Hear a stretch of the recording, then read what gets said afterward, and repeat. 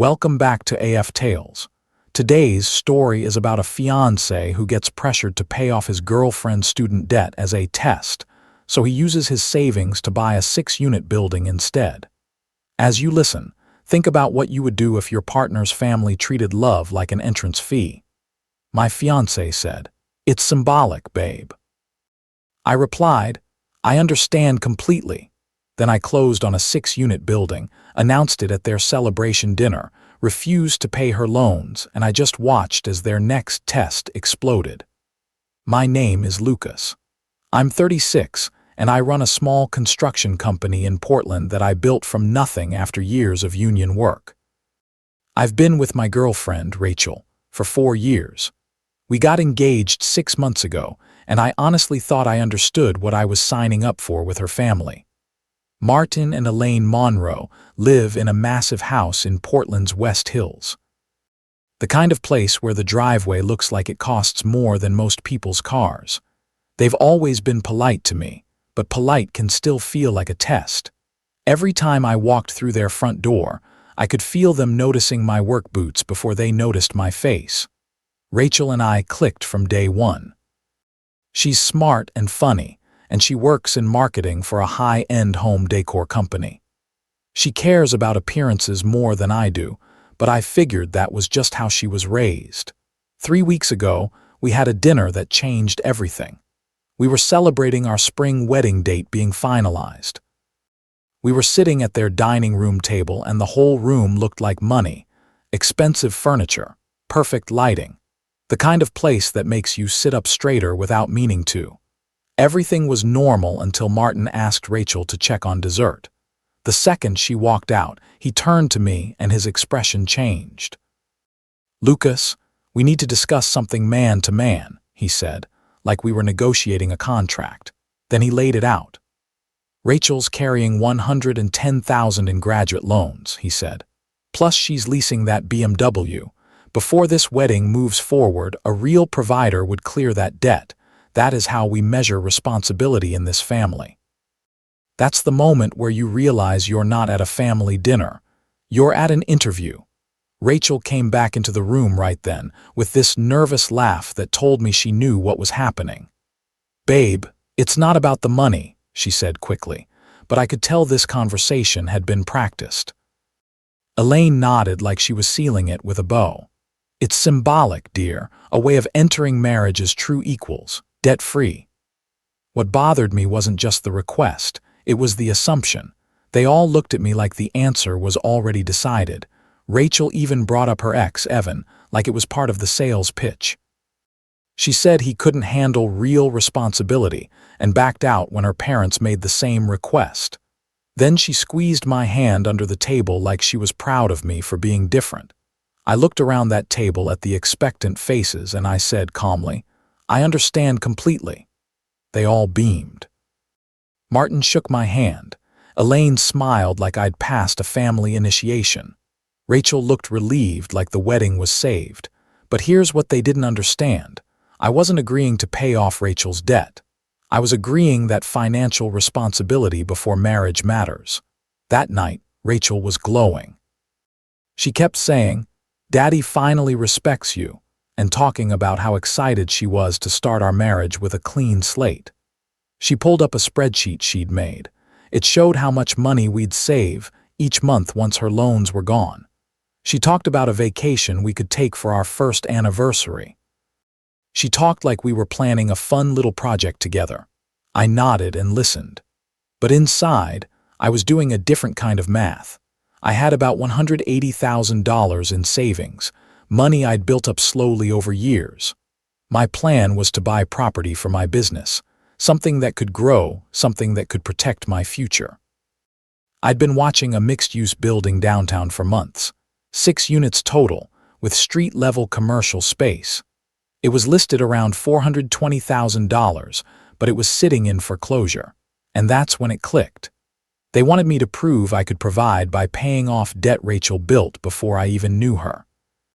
But what about proving I could provide for the future I was also responsible for? What about building something that creates security instead of just wiping out someone else's bill? A test that only has one acceptable answer is not a test, it's control. The next morning, I called my real estate agent. For the next couple weeks, Rachel's family ramped up like they were managing a project timeline. Martin called every few days to check on what he started calling the commitment payment. Elaine emailed me loan documents to review like I was studying for an exam. Rachel built more spreadsheets, breaking down wedding expenses and showing how much we'd free up after I handled her debt. The weirdest part was how normal they acted about it. Like I'd already agreed to hand over 6 figures and we were just working out details. Rachel started showing me apartment listings in nicer neighborhoods. She talked about where we could live once we weren't throwing money away on loan payments. Martin started including me in conversations about family investments and retirement planning, as if the entrance fee was almost paid. Meanwhile, I was meeting quietly with my agent, my banker, and my lawyer. The building went deeper into foreclosure, and because of my construction background, I could see past the cosmetic problems that scared other buyers. It needed work, but it wasn't a disaster. It was opportunity. I put in an offer of $380,000 with $150,000 down. It was accepted within 48 hours. When Rachel asked what I was up to, I told her I was tied up with a municipal bidding project. It wasn't a clean lie. I really was dealing with city permits and inspections. She was so focused on wedding plans and debt spreadsheets that she didn't push. Closing was scheduled for last Friday. I took the day off and told Rachel I had meetings all day. Again, not a lie. Just not the meetings she imagined. That evening, Martin and Elaine invited us over for what they called a family celebration dinner. Rachel's sister was there too, Claire, which was unusual because Rachel always called her the family black sheep. Claire had a dry sense of humor and zero patience for her parents' status games. After her divorce, she and I actually got along better than I did with the rest of them. During dinner, Martin stood up with a wine glass and made a toast to responsibility, family values, and to me for doing what was right by their daughter. Then everyone looked at me like I was supposed to give a speech about paying off Rachel's loans. So I stood up and said, "You're absolutely right, Martin. Financial responsibility before marriage is crucial. That's why I bought a building today." The silence was instant. Rachel's fork stopped halfway to her mouth. "A building," she said, like I'd announced I bought a spaceship. 6 units, I said. Mixed residential and commercial. I closed on it this morning. I put down $150,000 cash and financed the rest. By this time next year, it should generate enough rental income to carry itself. I watched Martin's face shift through confusion into anger. Elaine set her glass down slowly, like she didn't trust her own hands, and Rachel just stared at me like her spreadsheet had caught fire. "And Rachel's educational obligations," Martin said, in a voice that sounded like he'd used it in depositions, "are going to be handled how?" "Rachel's debt is Rachel's responsibility," I said calmly. "Just like this building is mine. I figured you'd appreciate me taking care of my own financial future before taking on someone else's debt." Claire snorted into her wine like she was trying not to laugh. Elaine's voice tightened. "But we discussed this. The commitment. The fresh start." "We discussed financial responsibility," I said. "I'm being financially responsible by investing in income-producing property instead of paying off consumption debt." Rachel finally found her voice. "You used our wedding money to buy a building without telling me." "I used my money," I said.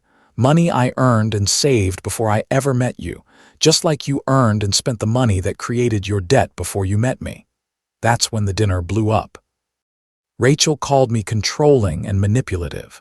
Martin accused me of playing word games and said I was a contractor with delusions of grandeur. Elaine kept shaking her head and muttering about family obligations. Through it all, Claire sat there with a small, almost amused smile, like she'd been waiting years for someone to say no at that table.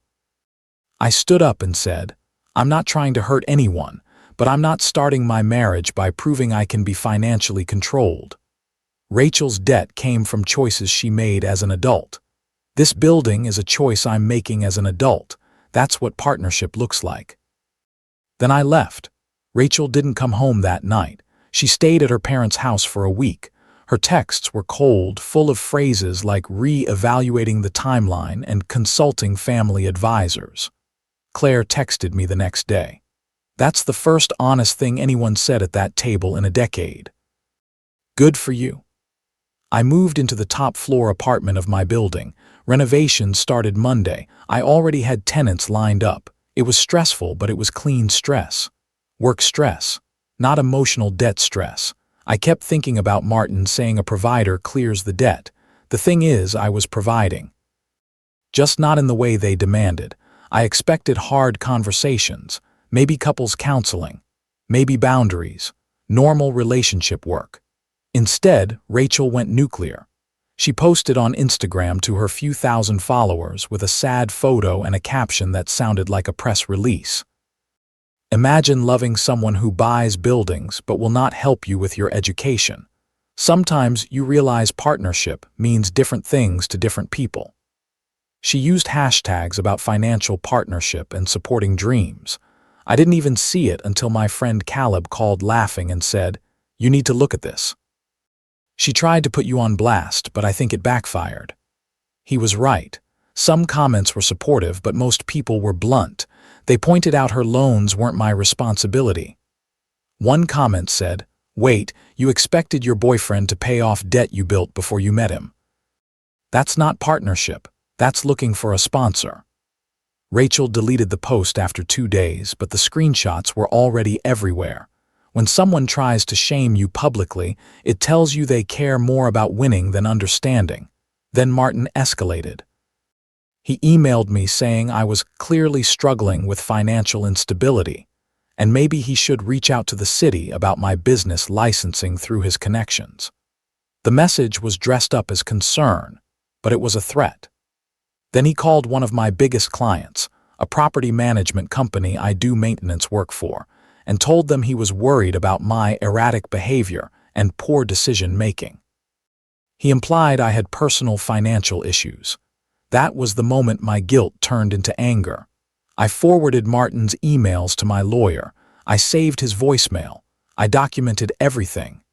Then I sent it to my friend Jake, who writes about small business issues for a local paper. Jake told me he'd been looking for a story about wealthy families using social pressure to manipulate contractors and service providers. My situation fit perfectly. 2 weeks later, the article ran. It laid out the family's expectation that I pay off Rachel's debt, and Martin's attempts to interfere with my business when I refused. It went viral locally. People shared it. Small business owners commented with their own stories about entitled clients and quiet threats. Rachel's deleted Instagram post got dug up and shared again, but this time she got roasted so badly she deleted her whole account. Martin's law firm released a statement claiming the article misrepresented a private family matter and threatened the paper with defamation. Jake told me not to worry. Everything was documented. The weirdest part was the support. I got calls from new clients who mentioned the article. A local bank reached out about future property financing.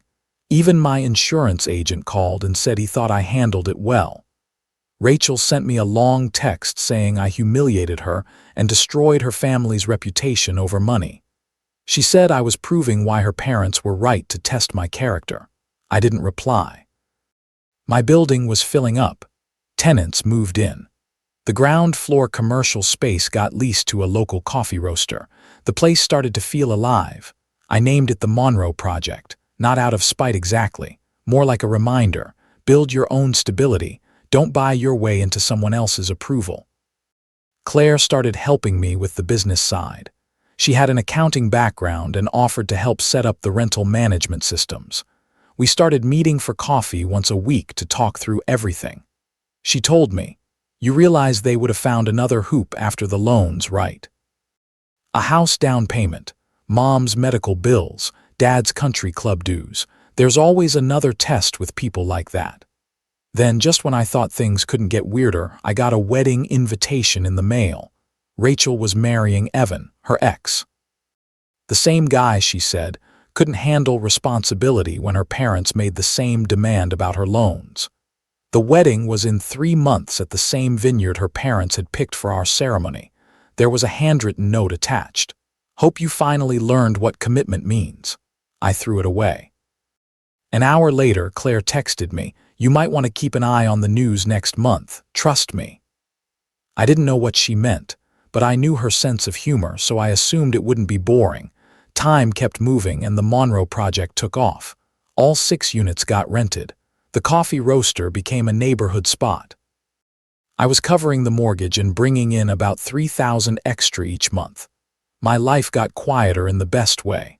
I woke up with a view of downtown Portland, checked on the building, then headed to my construction jobs. No drama, no tests, no one treating me like an ATM with a personality. Then the wedding happened. Rachel and Evan's big day was at that fancy vineyard in the Willamette Valley. From what Claire told me, it was even more elaborate than what Rachel and I planned. Martin and Elaine were probably trying to prove the family's status after the negative publicity. Claire decided to go last minute. "Someone needs to witness this disaster," she told me. "Plus, I want to see Evan's face when he figures out what he signed up for." I didn't think much about it. I was busy working on one of my units. Then around 6 in the evening, my phone started blowing up. Caleb texted, "Turn on channel 8. Jake called and said, "Are you watching this?" Claire called laughing so hard she could barely talk. I turned on the local news and caught the end of a story about a wedding day financial scandal at a vineyard.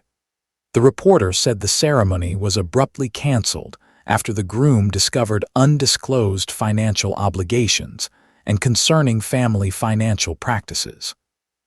Claire finally got words out between laughs. Everything started normal. Vows, flowers, music, all of it. Then right before the ring exchange, Evan's best man handed him a folder.